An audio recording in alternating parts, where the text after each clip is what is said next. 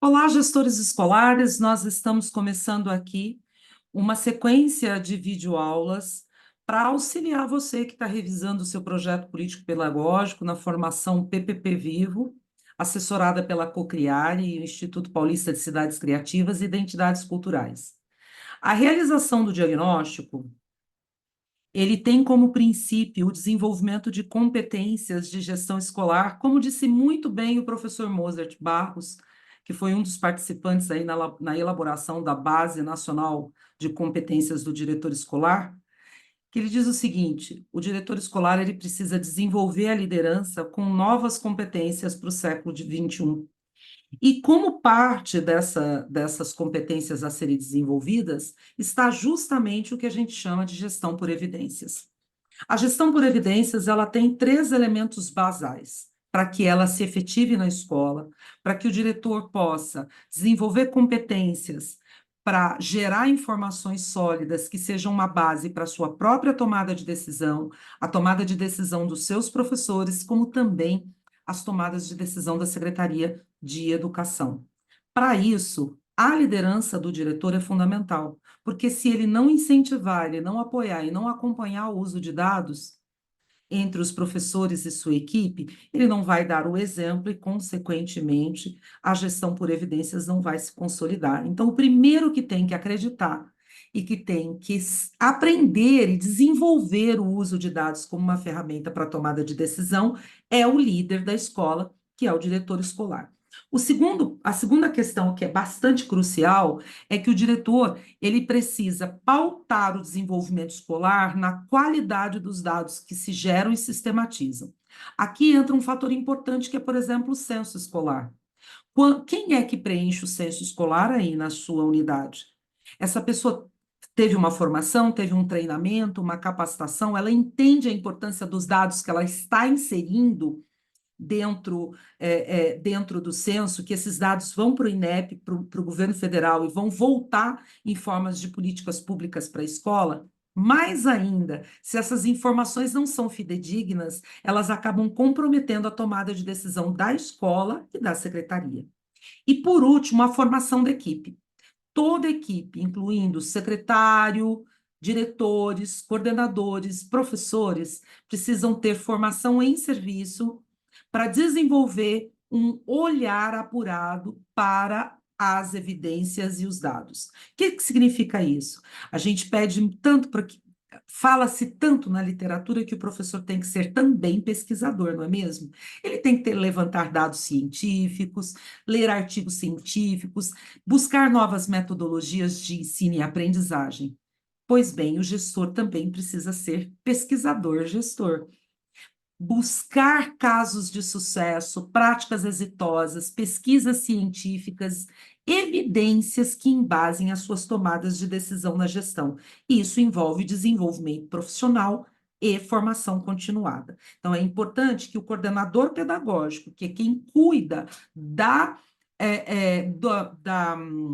do mapa formativo aí na sua escola, inclua nas horas coletivas de trabalho docente um plano para estudo da gestão da evidência do uso de dados na educação.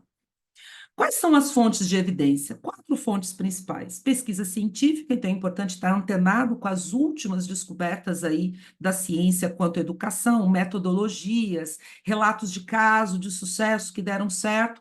Os dados educacionais, a gente vai falar bastante dele num próximo vídeo, mas dados como, por exemplo, o IDEB, as notas do SAEB, os dados de equidade, que precisam ser analisados para tomada de decisão dentro da escola.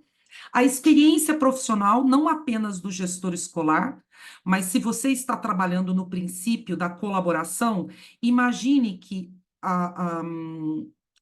o melhor dos cenários é trabalhar em grupo, reunindo as escolas que atendem a mesma demanda na rede, que atuam no mesmo território educativo e consigam juntar as experiências desses diretores de um mesmo território para a tomada de decisão colaborativa, num princípio de território educativo. E por último, gente, A escuta qualificada, que é, que é uma ferramenta preciosa para levantar as demandas, as necessidades, as percepções da comunidade escolar e da comunidade local. Essa escuta, ela pode ser feita tanto por pesquisa, você pode aplicar um Forms, WhatsApp, roda de conversa, assembleia, conversa no portão. O mais importante é você definir a metodologia e que essa escuta seja realmente ativa e realmente focada na melhoria do aprendizado dos nossos alunos. Sobre ainda a escuta, eu recomendo a leitura do e-book Gestão Democrática, Mobilização e Engajamento da Comunidade para a revisão do PPP, que foi elaborado aí por mim, Guilherme Rodrigues de Oliveira Rosa, professora Alicia Freixo Rodrigues, e a gente passa lá para vocês, nesse book, várias dicas de como realizar essa escuta aí na sua escola, tá bom? Por que que o diagnóstico é importante, gente? Primeiro que ele é uma ferramenta, né? Uma ferramenta de construção de conhecimento real e de conhecimento coletivo. Terceiro, que é fundamental que ele levante dados confiáveis. Se os dados do diagnóstico não forem confiáveis, as decisões baseadas nesse dado também não serão. E, por último, ele promove o que a gente chama de eficiência na gestão pública. O que é o princípio da eficiência? Eu gasto menos fazendo bem feito, né? Eu gasto menos fazendo bem feito e atendendo os meus objetivos. É o uso racional dos recursos. Quando eu tenho dados, eu posso economizar. Eu economizo tempo, energia, recursos, promovendo uma gestão escolar racional. Quais são as dimensões do diagnóstico? E aí nós teremos um vídeo para cada dimensão, uma videoaula para cada dimensão, tá? Então fique de olho aí que os próximos vídeos vão falar de cada uma delas. Mas são três dimensões básicas. A dimensão pedagógica, que inclui o levantamento dos indicadores de aprendizagem, os indicadores de fluxo e aproveitamento, como aprovação, reprovação, abandono, né, evasão, indicadores de equidade, os projetos da escola, como é que estão aí os projetos da escola? Eles atendem às necessidades e às prioridades da escola? Eles estão sendo bem executados? Precisam ser continuados ou descontinuados? Como é feita a avaliação aí na escola? Ela é mais formativa ou somativa? Você realiza formação diagnóstica? Desculpe, avaliação diagnóstica, quando seus alunos chegam de outra escola ou passam de uma etapa para outra? Tudo isso é preciso que seja levantado e relatoriado para você perceber se é preciso realizar mudanças ou não. E, por último, os parâmetros e indicadores de qualidade da educação infantil, para você que atende o público de 0 a 3 e de 3 a 6, né? Que você 5 e 11 meses, né? Para você que atende o público de educação infantil. Mas também nós teremos uma videoaula específica sobre o diagnóstico para a educação infantil. A dimensão administrativo-financeira, que basicamente ela vai levantar infraestrutura, se está adequada ou não, a infraestrutura básica, né, tipicamente escolar, se ela está adequada às condições necessárias para o bem-estar do aluno, os recursos financeiros, né, de PDDE, os recursos da APM, se tem projeto no plano plurianual do teu município aí para ampliação das suas escolas ou para reforma, tudo isso tem que ser levantado.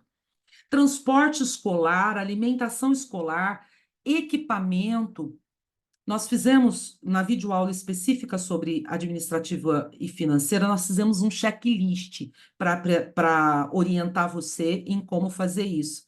Então, é só entrar em contato conosco depois que a gente manda para vocês um Forms com um checklist completinho para você fazer esse diagnóstico, tá? Mas no vídeo da dimensão administrativa financeira, nós vamos aprofundar nisso. E, por fim, os recursos humanos, né, gente? É preciso levantar quantos professores, qual a formação, qual o perfil, quais as necessidades formativas desse docente. E, por último, a dimensão político-institucional. Ela tem duas grandes variáveis nesse diagnóstico. A primeira delas é a da gestão democrática. Como é que está a gestão democrática na sua escola? Tem conselho? Não tem conselho? Tem grêmio? Tem conselho mirim? Como está a representatividade? Faça um diagnóstico de como está a gestão democrática na sua escola. E para isso precisa fazer escuta. Segundo, levantar o contexto. Gente, a educação dentro do princípio da educação integral, ela considera as vivências e ela consegue considera como o extramuros da escola interfere na aprendizagem do aluno. Então, nós temos que conhecer o nosso território, temos que conhecer os potenciais educativos do território, agentes, saberes, lugares, dinâmicas, e temos que compreender também quais são os setores que existem no território com os quais eu posso promover intersetorialidade. Certo? Por exemplo, o CRAS, o CREAS, equipamentos de esporte, de cultura, que podem fazer projetos intersetoriais com a unidade escolar. Tudo isso, diretor, ele está contemplado na BNC do diretor, que é essa previsão de que o diretor precisa desenvolver novas competências para a gestão escolar do século XXI. Quais são as competências ligadas diretamente ao diagnóstico e análise situacional?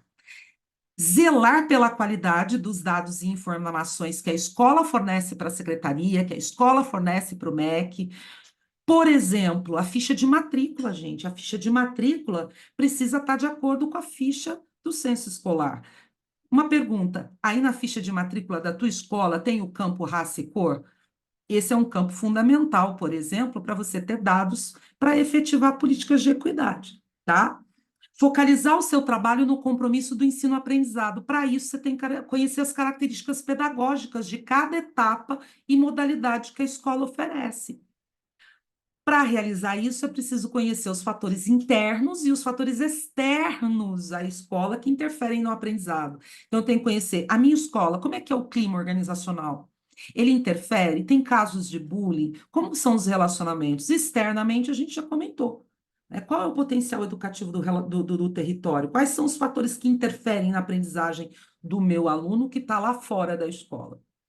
Utilizar os dados de desempenho de fluxo escolar na orientação e no planejamento em colaboração com os demais agentes escolares. O que significa isso? Por exemplo, você sabe qual é a taxa de distorção idade série da sua escola? Você sabe qual é a taxa de distorção idade série por turma? Esse fator é fundamental, porque garantir a educação de qualidade é garantir a aprendizagem na idade certa. Isso quer dizer que se o seu aluno leva mais de 2 anos para concluir a aprendizagem, ele está aprendendo fora da idade certa, então não está garantindo educação de qualidade. Tudo isso é dado e é competência da nova gestão escolar do século XXI. Eu recomendo a vocês, aqui eu fiz um quadro síntese, depois eu vou subir isso para vocês, e aí vocês podem ler com mais tranquilidade. Eu fiz um quadro síntese de tudo isso que nós falamos, mas aqui eu recomendo para vocês o livro, o e-book, Diagnóstico e Análise Situacional, Uso de Evidências na Revisão do Projeto Político Pedagógico. Ele está disponível para vocês na formação PPP Vivo e recomendo o artigo O Paradigma das Políticas Públicas baseado em evidência. Tá bom? Um grande abraço para vocês e nós nos vemos nas próximas videoaulas que vão tratar de diagnóstico e análise situacional em cada uma dessas dimensões. Um grande abraço, muito obrigada e um beijo no coração de todos.